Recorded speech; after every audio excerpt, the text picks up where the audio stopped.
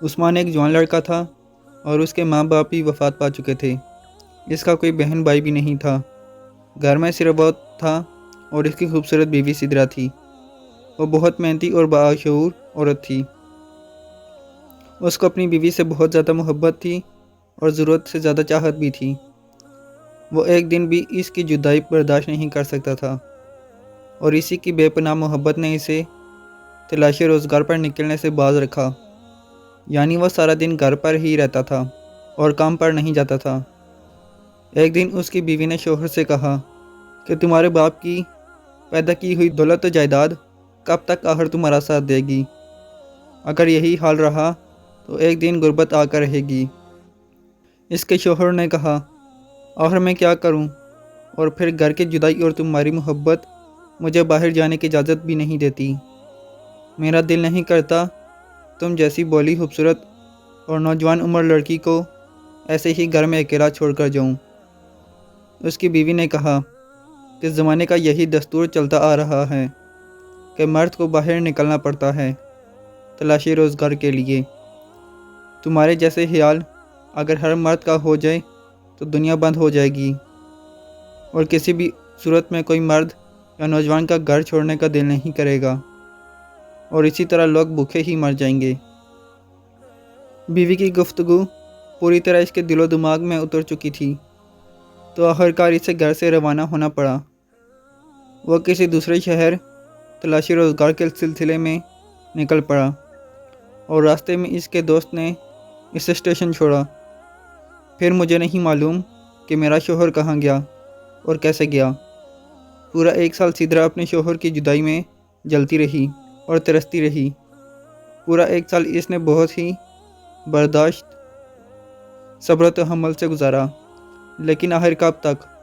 عورت جوان تھی۔ ایک دن وہ نماز عشاء پڑھ کر سوئی تھی کہ شیطان اپنے قاعدے کے مطابق آیا اور سدرا کو طرح طرح سے بہکانا اور اپنے جال میں پھنسانا شروع کر دیا۔ اس حد تک سدرا کے نفس امارہ اور نفس صالح میں جنگ ہونے لگی۔ شیطان نے نفس امارہ کو ترجیح دی اور نفس صالح کو شکست دے دی۔ اس کے صبر کا پیمانہ ختم ہو گیا۔ سدرا کے محلے میں ایک بوڑھی عورت رہتی تھی جو دور دور تک مشہور تھی۔ اسی وقت اس نے اپنی نوکرانی کو بیچ کر اس بوڑھی عورت کو بلوایا اور تنہائی میں لے جا کر اس سے کچھ دیر تک باتیں کرتی رہی۔ بوڑھی عورت تو بلانے کے ساتھ ہی سمجھ گئی تھی کہ میں کس مقصد کے لیے بلوائی گئی ہوں۔ سدرا نے اپنی خواہش بتائی اور ساتھ یہ بھی کہا کہ نوجوان ہو اور اعلیٰ ظرف ہو تاکہ میرے راز کو بیان نہ کرے۔ بوڑھی عورت نے سر سے پاؤں تک سدرا کی بلائیں لی اور بہت سی دعائیں دی اور سدرا کے گھر سے نکل آئی۔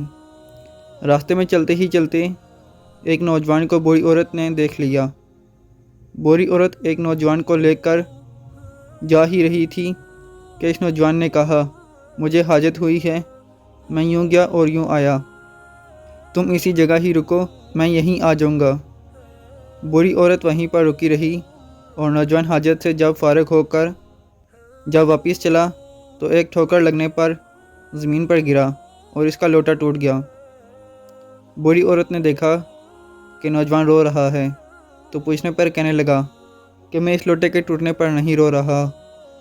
تو اس نے پوچھا کہ کیا ہوا ہے؟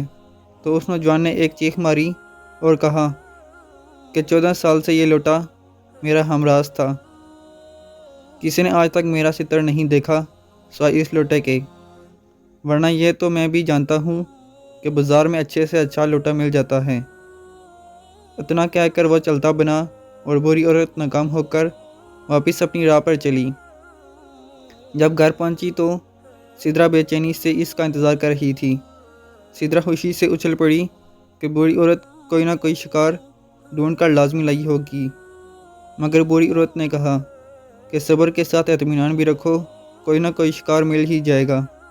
آج ایک شکار مل تو گیا تھا مگر قدرت کو کچھ اور ہی منظور تھا۔ بوڑھی عورت نے سدرا کو سارا قصہ بتایا تو سدرا رونے لگی، تو بوڑھی عورت کے پوچھنے پر کہنے لگی کہ میری قابل نفرت زندگی پر مجھے افسوس ہوتا ہے۔ شیطان کے جال میں آ کر میں نے اپنے شوہر کو ہی دھوکہ دینا چاہا۔ ایسی بے حیائی کی زندگی سے تو موت ہی بہتر ہے۔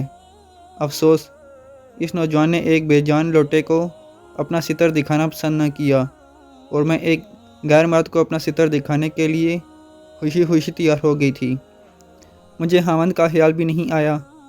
اسی وقت سدرا نے توبہ کی اور دونوں ہنسی خوشی زندگی بسر کرنے لگے، اور اس سدرا کے ذریعے بری عورت نے بھی توبہ کی، اور توبہ کرنے پر اللہ نے اس بری عورت کے لیے ایسے رزق کا انتظام کر دیا کہ وہ حیران رہ گئی۔ سدرا کا شوہر بہت پیسے کما کر لایا اور اس کا شمار شہر کے امیروں میں ہونے لگا، تو سدرا کی مدد کرنے کے لیے گھر کے کاموں میں اس بری عورت کو بلوا لیا اور اسے کام پر رکھ لیا۔ اس طرح وہ ہنسی خوشی اپنی زندگی بسر کرنے لگے۔